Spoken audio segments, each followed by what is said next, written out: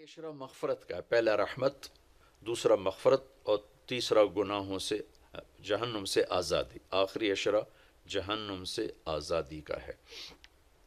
نبی پاک صلی اللہ تعالی علیہ وسلم ساری زندگی اعتکاف بیٹھے آخری عشرہ میں۔ بدر کی جنگ 17 کو ہوئی تو واپسی تک رمضان گزر گیا، تو نہیں بیٹھے۔ فتح مکہ رمضان میں ہوا تو یہ 2 سال آپ مدینہ سے باہر تھے، باقی 8 برس آپ مدینہ میں تھے، اعتکاف فرمایا۔ آخری 10 ہجری میں جب 11 ہجری 12 ربیع الاول آپ دنیا سے تشریف لے گئے، 10 ہجری آپ نے 20 دن کا اعتکاف فرمایا، اور جبریل کے ساتھ قرآن کا دور 2 دفعہ فرمایا۔ ایک دفعہ آپ نے رمضان میں کسی وجہ سے اعتکاف اپنا ملتوی فرمایا، کینسل فرمایا، تو وہ شوال میں 10 دن آپ دوبارہ اعتکاف میں بیٹھے۔ اعتکاف کا موضوع آکافہ کہتے ہیں مڑ جانا، پھر جانا، پلٹ جانا۔ تو اعتکاف کا مطلب ہے کہ اس طرح یکسو ہو کے بیٹھنا کہ دل اللہ کی طرف پھر جائے، دل اللہ کی طرف مڑ جائے۔ تو اس لیے 10 دن مسجد کے اندر رہنا اور صرف اللہ سے راز و نیاز اور اللہ کے تعلق بنانے کی کوشش کرنا۔ اللہ کا فضل ہے، ہمارے ملک میں کیا پوری دنیا میں بہت شوق سے اعتکاف میں لوگ بیٹھتے ہیں۔ جب رمضان گرمیوں میں نہیں تھا تو جانا ہوتا تھا حرمین میں، تو ماشاءاللہ جگہ نہیں ملتی تھی بیٹھنے کی، اتنے اعتکاف کرنے والے لوگ ہوتے تھے۔ جب کوئی چیز رسم بن جاتی ہے تو اس کی روح نکل جاتی ہے، روح نکل جاتی ہے۔ اعتکاف کا مطلب ہے خلوت میں اللہ سے تعلق بڑھانا۔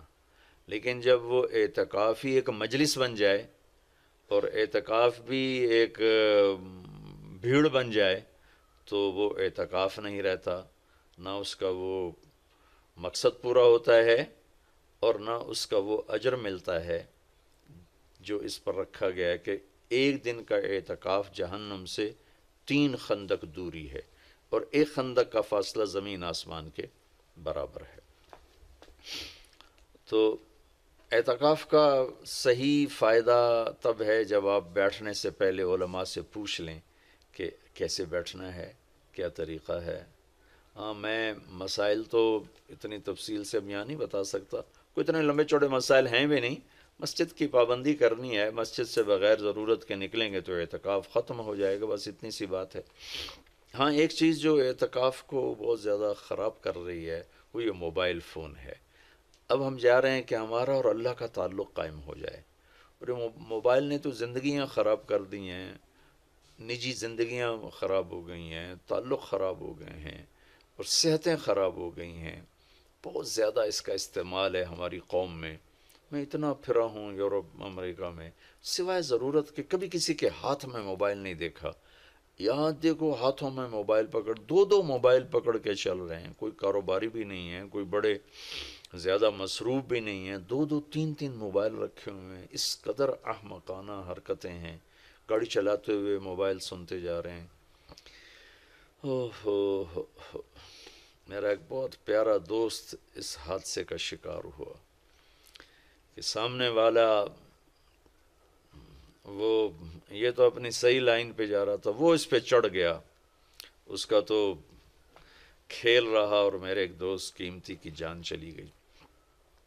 تو ہمارے یہاں بہت بے احتیاطی ہے۔ تو کم از کم یہ 10 دن آپ مسجد میں جا رہے ہیں، موبائل گھر چھوڑ کے جائیں، لیپ ٹاپ گھر چھوڑ کے جائیں، اور کئی وہ ویڈیو گیم کھیل رہے ہوتے ہیں، بھائی تو اعتکاف نہ بیٹھ، گھر جا کے بیٹھ جا، اور موبائل پہ لگے ہوتے ہیں، لیپ ٹاپ ساتھ لے کے جاتے ہیں، وہاں کاروباری سلسلے چل رہے ہوتے ہیں۔ یہ کام تو آپ سارا سال کرتے ہی رہے ہیں۔ یہ 10 دن اس لیے فارغ کیے جا رہے ہیں کہ میں ہوں اور اللہ ہو، جب تم میرے پاس ہوتے ہو گویا کوئی دوسرا نہیں ہوتا۔ اس طرح اللہ کے ساتھ تعلق بن جائے، اس طرح اللہ پاک کی محبت نصیب ہو جائے کہ پھر ساری زندگی اللہ ہی اللہ ہو ہر وقت۔ وَإِذَا احفظ اللہ یحفظ کا، احفظ اللہ تجدہ تجاہک، اپنے اللہ کو اپنے سامنے رکھ اللہ تجھے ہر وقت اپنے سامنے رکھے گا، ہم تو ہیں ہی اللہ کے سامنے، ہر وقت اللہ کو تو اپنے سامنے پائے گا۔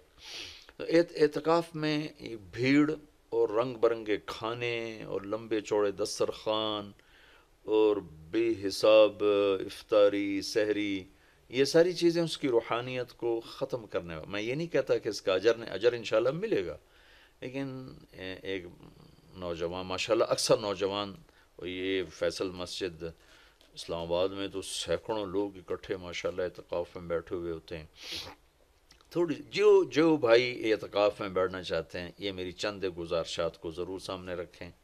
موبائل لے کر نہ جائیں، لیپ ٹاپ لے کر نہ جائیں، وہاں زیادہ فضولیات، بے شک اللہ کے دین کی باتیں کریں بھی صحیح، سنیں بھی صحیح، دعوت دیں، دعوت سنیں، تعلیم میں بیٹھیں، لیکن فضولیات میں نہ لگیں، زیادہ وقت دعا میں لگیں۔ اور اعتکاف والے کے لیے یہ بھی ایک بہت بڑی فضیلت ہے کہ اگر یہ سویا بھی ہو تو اس کی عبادت کا ہی لکھا جاتا ہے، اس کا کھاتا، اس کا سونا بھی عبادت، اس کا کھانا بھی عبادت، اس کا وہاں آرام کرنا بھی عبادت۔ لوگ رات کو جاگیں گے تو ان کا جاگنا لکھا جائے گا، لیکن یہ اعتکاف میں سویا بھی ہے تو اس کا جاگنا لکھا جائے گا۔ اور 5 راتوں میں ایک رات تو شب قدر ہے ہی، تو انشاءاللہ ضرور نصیب ہو جائے گی۔ تو یہ چند ایک تھوڑے احتیاطیں ہیں، اگر اعتکاف میں برت لی جائیں تو ہمیں اللہ کا تعلق نصیب ہو۔ مستورات خواتین جو گھروں میں اعتکاف بیٹھتی ہیں تو وہ ایک کمرہ ہوتا ہے، ایک کمرے کو وہ متعین کر لیا جاتا ہے، اسی میں وہ رہتی ہیں، اس سے باہر نہیں نکلتی، اسی میں انہوں نے دن گزارنا ہوتا ہے۔ وہ 10 دن گزاریں، 3 دن گزاریں، جتنے دن کی بھی نیت کریں۔ اللہ کے محبوب صلی اللہ تعالی علیہ وسلم ہمیشہ 10 دن کا اعتکاف فرماتے تھے، پھر ایک دفعہ 20 دن کا فرمایا۔ اور اس میں شب قدر ہے جو لیلۃ القدر خیر من الف شہر۔ ایک دفعہ آپ تشریف فرما تھے اور آپ نے بنو اسرائیل کے 4 انبیاء کا ذکر کیا جنہوں نے 80 سال اللہ کے راستے میں جہاد کیا۔ تو صحابہ نے کہا بڑے غم سے، یا رسول اللہ ہماری تو عمریں ہی 80 سال نہیں ہوتی۔ تو اللہ نے اسی وقت یہ آیت اتاری، لیلۃ القدر خیر من الف شہر، انا انزلناہ فی لیلۃ القدر وما ادراک ما لیلۃ القدر، لیلۃ القدر خیر من الف شہر، کہ میرے محبوب ہم آپ کی امت کو ایک رات دیتے ہیں جو 80 سال سے زیادہ بہتر ہے، 1000 مہینوں سے زیادہ بہتر ہے۔ تو 1000 مہینے تو 80 سال سے بھی زیادہ بن جاتے ہیں۔ تو کوئی خاتون، کوئی مرد، کوئی عورت، کوئی بچہ بچی، بوڑھا جوان، ایک رات، وہ 5 راتیں ہیں۔ آج کل تو ہمارے بچے سوتے ہی نہیں ہیں، ایسے وہ کمپیوٹر الٹے چل گئے ہیں کہ راتوں کو جاگتے ہیں، دن میں سوتے ہیں۔ تو یہ 21، 23، 25، 27، 29، 5 راتیں اگر جاگ لیا جائے، کچھ قرآن پڑھ لیں، کوئی تلاوت کر لیں، کوئی ذکر کر لیں، کوئی نماز پڑھ لیں، کوئی دعا مانگ لیں۔ اعتکاف میں دعاؤں کا اہتمام کیا جائے، اپنے لیے مانگیں، اپنے گھر کے لیے مانگیں، اپنے شہر کے لیے مانگیں، اپنے صوبے کے لیے، اپنے ملک کے لیے، پوری امت کے لیے، پوری دنیا کے انسانوں کے لیے۔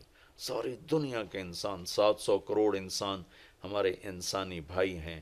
ہمیں ان کے کفر سے نفرت ہے، ان کی ذات سے نہیں۔ ہمیں ان کے جرم سے نفرت ہے، ان کی ذات سے نہیں۔ ہمیں مشرک کے شرک سے نفرت ہے، اس کی ذات سے نہیں۔ ہمیں شرابی کی شراب سے نفرت ہے، اس کی ذات سے نہیں۔ ہمیں ظالم کے ظلم سے نفرت ہے، اس کی ذات سے نہیں۔ اللہ ان سب کو ہدایت دے دے، یہ جنت میں چلے جائیں تو ہمارا اس میں کیا نقصان ہے؟ وہ جنت میں جائیں گے، اللہ کے نبی خوش ہوں گے، اللہ بھی خوش ہوں گے۔ وہ جہنم میں جائیں گے تو اس میں ہمارا کیا نفع ہے؟ تو ہم تو سب کی ہدایت کی نیت کریں اور سب کے لیے دعا مانگیں۔ پھر جن کے مقدر میں نہیں ہے تو خود ہی اللہ کا غیبی نظام ان کو صاف کر دے گا۔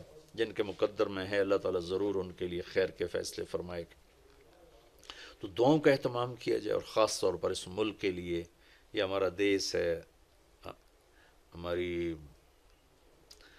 ہماری پناہ گاہ ہے، لیکن ہمارے اپنے ہاتھوں یہ لٹ گیا ہے، پٹ گیا ہے۔ سازشیں ہیں، فلاں کی سازش، فلاں کی ہوتی ہوں گی سازشیں، دنیا سازشوں کی جگہ ہے اور دنیا مکر و فریب کی جگہ ہے۔ لیکن میں تو یہی کہتا ہوں، تو ادھر ادھر کی نہ بات کر، یہ بتا کہ قافلہ کیوں لٹا۔ مجھے رہزنوں سے گلا نہیں، تیری راہبری کا سوال ہے۔ دل کے پھپھولے جل اٹھے سینے کے داغ سے، اس گھر کو آگ لگ گئی گھر کے چراغ سے۔ پورے ملک کی بددیانتی کس کی سازش ہے؟ پورے ملک میں جھوٹ، یہ کس کی سازش ہے؟ پورے ملک میں ظلم و ستم، قتل و غارت، یہ کس کی سازش ہے؟ پورے ملک میں فرقہ واریت کی نفرت، یہ کس کی سازش ہے؟ پورے ملک میں زنا کے اڈے، یہ کس کی سازش ہے؟